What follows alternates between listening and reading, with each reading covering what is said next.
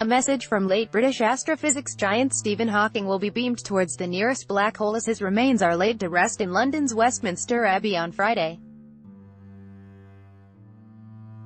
As the ashes of the British theoretical physicist are interred, a specially written composition featuring his famous synthesized voice will be beamed into space by the European Space Agency.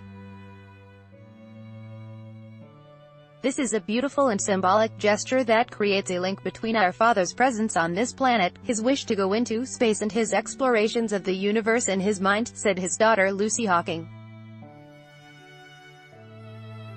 The wheelchair-bound professor, who dedicated his life's work to unraveling the mysteries of the universe and fought to overcome his disability, will be buried by the graves of fellow science greats Isaac Newton and Charles Darwin.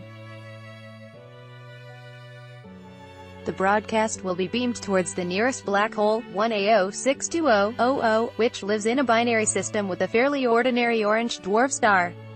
Hawking's daughter said, "It is a message of peace and hope, about unity and the need for us to live together in harmony on this planet. Time travelers welcome." Hawking, who captured the imagination of millions around the world, died on March 14 at the age of 76.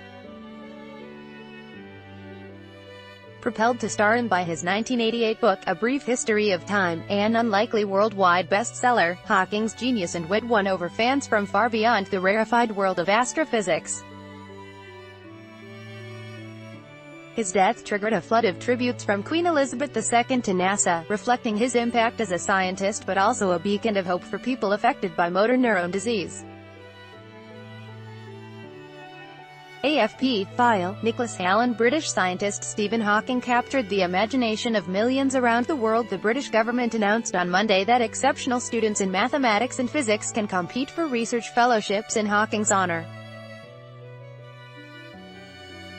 Friday's service, attended by family, friends and colleagues, will celebrate not only his achievements as a scientist, but also his character and endurance living with a devastating illness. "We are so grateful to Westminster Abbey for offering us the privilege of a service of thanksgiving for the extraordinary life of our father and for giving him such a distinguished final resting place," said his children Lucy, Robert and Tim. Around 1,000 members of the public drawn from more than 100 countries were due to attend the service, following an online ballot in which 25,000 applied for tickets. Applicants needed to give their birth date, but eagle-eyed fans spotted that it could be any day up to December 31, 2038, opening the door to time-traveling guests from the future. "He inspired me. 3 young people who use electronic communication devices to speak just as Hawking did, will also be among the guests. He has inspired me to be the best that I can be and not let anything, including my disability, hold me back," said Jason Fels, 20, who controls his equipment with eye movement. Drama student Rose Brown, 20, was hit by a drink driver in 2009. "I am going to be an actress. Everybody who puts their mind to something gets to be it." "Stephen Hawking proves this more than anyone," she said.